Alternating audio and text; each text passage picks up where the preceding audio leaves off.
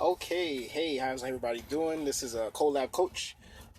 Yet again, as I said, at least once a week, I'm going to be doing a Facebook Live, just talking about different issues, topics, situations that that basically we've gone through, that you're going through, that you're currently dealing with, or something you overcame.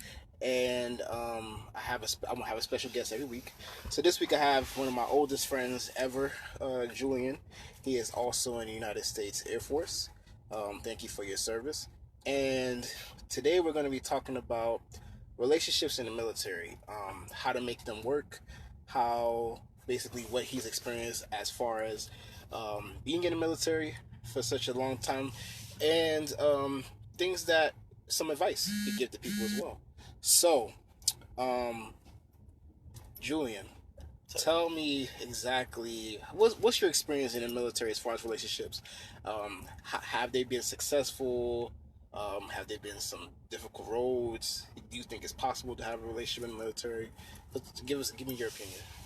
Uh, it's completely possible. There's a lot of successful relationships, and there's a lot of people who end up in relationships that I thought wouldn't. Um, Especially in my first base, everybody was really young and just doing their own thing. So it was funny to see the people who you know maybe weren't mature at the time, but then they stepped up into a relationship role to make it work. Mm-hmm.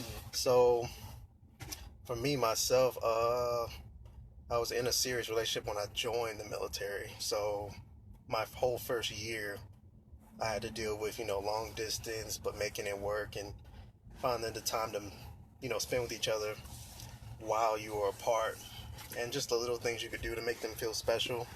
But, um, in terms of after that, it's just been a lot of dating. And as you get older, some people want more, uh, maturity. Like, maybe the woman that you're interested in is cool with dating for a few months, but then she wants a man that's gonna be more what's the word? Secure, more like something steady, something that she knows is gonna be consistent. Whereas with the military, like I don't know when I'm gonna have to go somewhere for a few weeks for training, or I don't know when a deployment is gonna come down. Those are all things out of your control that you have to adjust for, and not everybody can deal with that. Mm. So, as far as you said that you had a relationship when you first started the military, and you know now that you're been in how many years have you been in the military?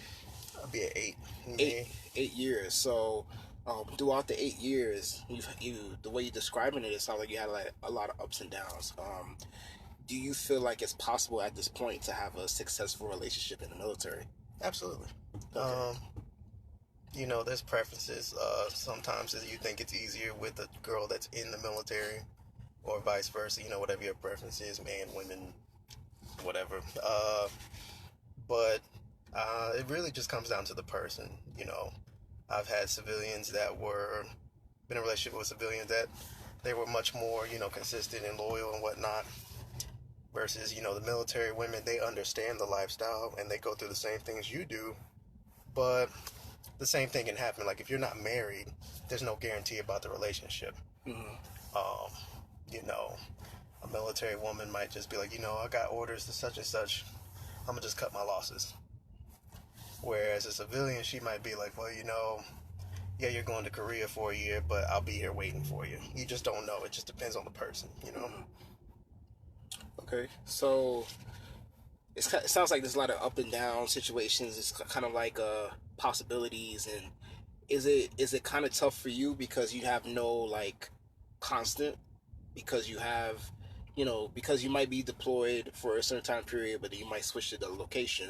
The inconsistencies, does it kind of have a toll on you after a while, as far as like wanting to have a stable relationship?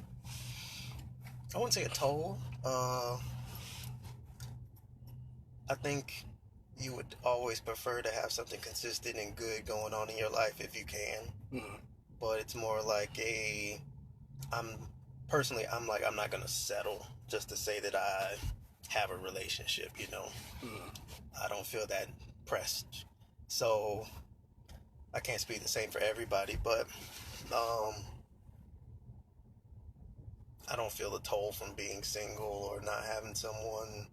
It's just a matter of you do take into consideration age. You know, I'm almost 30, like I turned 28 this year, and in my mind, I was gonna have kids at 25, which means I would have been in a relationship at 25. And I'm thinking back to 25, I was single, but I was also in the military, and I was in Europe when I was. Oh no, I had just got back from Europe, so it's just a matter of what do you have going on in your life and what you're seeking. I feel like those that seek a relationship kind of end up bouncing from relationship to relationship because they just want that feeling of having someone around. Versus when I feel like you might stumble into something or you actively work towards something with somebody, you end up with something better. Very, very good point. Very good uh, perspective. So in your opinion, what is a way, since you've seen many people in the military, you being in the Air Force for 8 years, you've seen a lot of different relationships, some successful, some not. So what would you say is the best way to have a successful relationship in the military, especially one that you would like? Um, Understanding. Like I said, you need somebody that understands that you aren't in control of everything going on. Like you can control your bills, you can control, how you treat one another, but you can't control assignments per se. You have a little bit of control, a little bit of say in that, but you can't control. You've been somewhere for 2, 3 years. Yeah, the military's probably looking to move you. That's just a guarantee. Um, and you need communication. Communication is huge. I mean, I know that's like kind of cliche at this point, but it is huge. Like if your wife has no idea or your significant other has no idea about the military or what to expect or what's going to go on during a mission or deployment or whatever you have going on, you need to educate them prior. You need to let them know, like, hey, this is going to be this, it's going to be simple, or this may be something a little bit more dangerous. Just be aware. Um, Let them know the timeline. Let them know you'll constantly be in communication, and just I'd say appreciate the time that you have with them when it's available, because you never know. Right. And I guess my final question to you is that since you've been in relationships, in and out of relationships, especially being in the military, what is something that you value being in the military and having a relationship? Something that maybe someone like me who's a civilian didn't that can't appreciate, or something that I haven't be able to experience. What is something, as far as you being in the military and have been in relationships, what is something that's valuable to you as far as that? That's a good question. Time.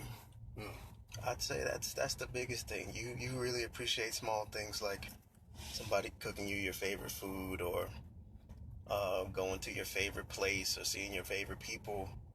Um, Becomes more important than material things. We all make our own money, so I mean, I feel like at a certain extent, if there's something you really want, you can buy it. You don't need somebody for that, but you can't get back time. You see it with your grandparents, you see it with your parents, siblings, whatever. When you lose people, it's the same thing with your relationships. You can't get back time, and you can't get back the things with your kids when you have them either. What's that book? The One Thing. It's a really good book. It highlights that there's a CEO that wishes, he provided everything for his family monetarily, but he was never there for his kids, like soccer games.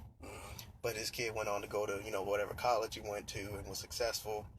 And when the guy was like 50 years old, he retired, and he said, oh, I can get back all this time with my family now, and I can build these relationships with my kids now. And the person was like, the kid doesn't want anything to do with you. So it's just a matter of, you need to keep that in mind, when you're around, make the people around you feel wanted.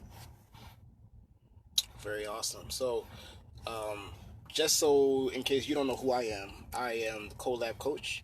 I focus on relationships. I'm a relationship coach. I focus on relationships, but not only intimate relationships, relationships with your friends, families, neighbors, co-workers, and the most important relationship of all, with yourself. If you feel like you're in the military and you are having problems with relationships, or you just got a relationship or want to start a successful relationship, comment below. Um, Message me if you feel like you're ready for coaching. For this month, I'm doing a special, which is whatever coaching package you choose from, you get 2 free coaching sessions with that as well. So this is just an open dialogue for you. If you feel like you're ready for coaching, if you feel like for your next step, if you have things that you need to work on within yourself, I'm available. Just message me. I want to thank Julian again for joining me this week, and follow me on Facebook at Colab Coaching, on Instagram at Colab Coaching. Um, if anything else, I just want you to learn something from what we talk about. So next week I'll have another guest, and it'll be as powerful as this one. And until next time, have a wonderful week, and thank you so much for joining me.